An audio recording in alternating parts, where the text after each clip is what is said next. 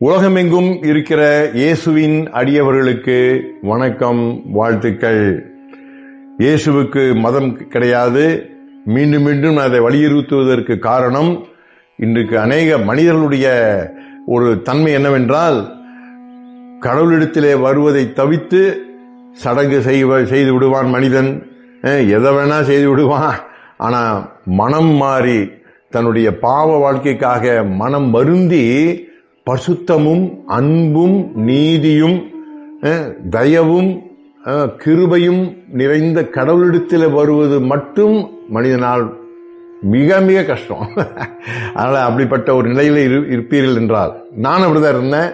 ஆண்டவருடைய பெரிய கிருபையினாலே நீங்க மனம் மாறி இயேசுவின் அடியவனாக வாழ்ந்து கொண்டிருக்கிறேன். ஆகவே இதே நிறைவை, இப்படிப்பட்ட ஒரு மகிழ்ச்சியான ஒரு நம்பிக்கை நிறைந்த ஒரு வாழ்க்கையை நீங்களும் பெற்றுக்கொள்ளும் என்பதற்காக தான் திருப்பி சொல்றேன். மதம் அல்ல, சரிங்களா? இயேசு எந்த மதத்தையும் நிறுவ வரவில்லை.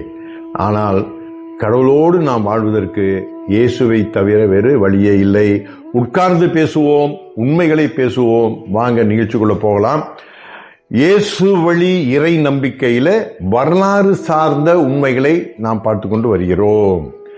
ஆவிக்குரிய காரியங்களை பார்த்தோம், அறிவு சார்ந்த பகுதிகளை பார்த்துட்டோம். ஓரளவுக்கு இன்னும் நிறைய இருக்குது, பட் ஒரு அறிமுகம் தான் நான் உங்களோடு நான் பேசுற காரியம் எல்லாமே. அடுத்து நீங்களே நிறைய விஷயங்கள் கொண்டு போகலாம். கூகுளில் ஏகப்பட்ட காரியங்கள் இருக்குதுங்க. இன்னைக்கு யாரையும் நம்பி இருக்கு.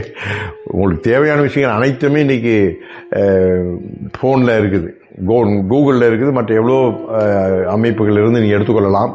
ஆகவே இந்த வரலாறு என்பது இந்த இயேசு வழி இறை நம்பிக்கைக்கு மிக மிக ஆதாரமான, வெளிப்படையான, ஒளிவு மறைவில்லாத ஒரு பெரிய ஒரு வரப்பிரசாதம். வரலாற்று ஆதாரம், வரலாற்று உண்மைகள். ஆமா, வரலாற்றில் நடந்த உண்மைகள் தாங்க. இதுல ஏகப்பட்ட ஆதாரங்கள் இருக்கு. இன்னைக்கு கூட நீங்க பாத்தீங்கன்னா பைபிளினுடைய பகுதிகள்லாம் இன்னைக்கு இருக்கு.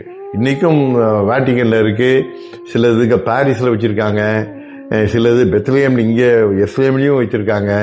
சாதாரண விஷயம் இல்லைங்க, இருக்கு. இன்னும் அங்க போனீங்கன்னா சில கண்காட்சிகளிலே உங்களுக்கு நீங்க மியூசியத்தில் நீங்க பார்க்கலாம், இன்னைக்கு பார்க்கலாம். ஆகவே வரலாறு ரொம்ப ரொம்ப முக்கியங்க.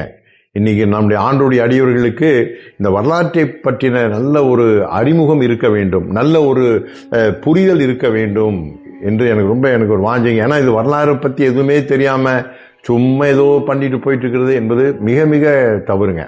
சரிங்களா? Right, okay. அப்ப இது இந்த பதிவில் நான் என்ன சொல்ல விரும்புகிறேன் என்றால், திருமறைக்குள் வரலாறு, திருமறைக்குள் வரலாறு. சரிங்களா? த ஹிஸ்டரி இன்சைட் த பைபிள். ஆமா, அதுல ஒரு வரலாறு இருக்கிறது இல்லைங்களா? அப்போ உங்களுக்கு அறிவு சார்ந்த வரலாறு, அறிவு சார்ந்த இறை நம்பிக்கை வாழ்க்கை பத்தி பேசும்போது அதை சொல்லியிருந்தேன். பைபிள்ல கடவுள் எப்படி உலகத்தை படைத்தார் என்பதுதான் ஆரம்பிக்கிறது. முழு உலகத்தை பற்றியும் ஒரு ஆரம்பம் உள்ள புத்தகம் பைபிள். சரிங்களா? ஏதோ ஒரு இடத்துல நடந்தது சார், இந்த ஒரு பகுதியில் ஒரு நாட்டில் இது நடந்தது, இல்ல, அது அப்படி கிடையாது. உலகமே தான் எப்படி ஆரம்பித்தது. கடவுள் இந்த முழு உலகத்துக்குரியவர், அப்படி ஆரம்பிக்குது. அப்புறம் அது ப்ரீ ஹிஸ்டாரிக் அப்படின்னு சொல்றாங்க. அது ஒரு பார்வை இருக்கிறது. இது ஒரு துல்லியமாக நம்ம சொல்ல முடியாது. துல்லியமா இந்த இப்படிதான் நடந்தது, இந்த காலகட்டத்தில் நடந்தது என்று ஒரு சொல்ல முடியாது. Prehistoric history, prehistoric facts அப்படின்லாம் சொல்லுவாங்க. நமக்கு ஒரு ஹிஸ்டாரிக்கல் எவிடன்ஸ் எங்க ஆரம்பிக்கும் கேட்டீங்கன்னா, ஜெனிசிஸ் சாப்டர் 12, தொடக்க நூல் அல்லது ஆதியாகமம் 12ஆம் அதிகாரம். அங்கிருந்து தான் உங்களுக்கு ஒரு ஹிஸ்டாரிக்கல் ரெக்கார்டு, பதிவு உங்களுக்கு நமக்கு கிடைக்கிறது. எப்படின்னு கேட்டீங்கன்னா, ஆபிரகாம் அல்லது அவனுடைய ஆரம்ப பேர் ஆபிராம் என்ற ஒரு மனிதனை கடவுள் தெரிந்து கொண்டு அந்த மனிதனை கடவுள் அழைக்கிறார். நீ வா, நான் உன்னை என்னுடைய அடியவனாக ஏற்றுக்கொண்டு உன்னை மூலமாக இந்த உலகத்திற்கான மீட்பின் திட்டத்தை நிறைவேற்றப் போகிறேன் என்று சொல்லி அந்த ஆபிராம் என்ற மனிதனை அழைத்து அப்புறம் அவருக்கு ஆபிரகாம் என்று பெயர் மாற்றுகிறார். அங்கிருந்து தான் கடவுளுக்கும் ஒரு முக்கியமான ஒரு தெரிந்தெடுக்கப்பட்ட ஒரு கடவுளோடு கடவுள் ஒப்பந்தம் செய்கிறாரு, வாக்குறுதிகள் கொடுக்கிறாரு. அப்படிப்பட்ட ஒரு மனித சமுதாயம் இஸ்ரவேல் சமுதாயம், அதனுடைய வரலாறு நம்ம பார்க்கலாம். சரிங்களா? அந்த வரலாறு இன்னைக்கும் அந்த பூகோளம் இருக்கிறது.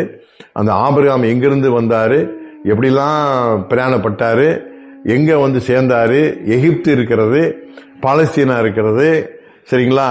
அனைத்து நீங்க பூகோள பகுதிகளிலும் இன்னைக்கு பைபிளை பார்த்தீங்கன்னா அவருடைய அந்த பயணங்கள் குறிப்புகள் எல்லாம் அதில் கொடுக்கப்பட்டிருக்கிறன, சரிங்களா? ஆகவே திருமறைக்குள் வரலாறு அது இவர் ஆபிரகாமிடமிருந்து ஒரு ஆரம்பம் என்று நம்ம சொல்லலாம்.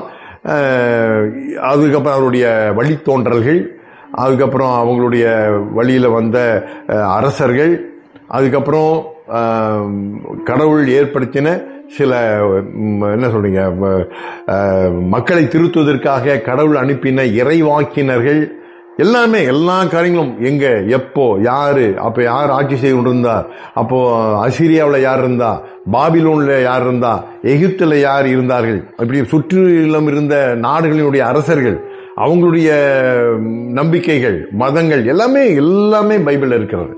ஆகவே பைபிளுக்குள் ஒரு வரலாறு இருக்கிறது. தொடர்ந்து பேசுவோம். வணக்கம், வாழ்த்துக்கள்.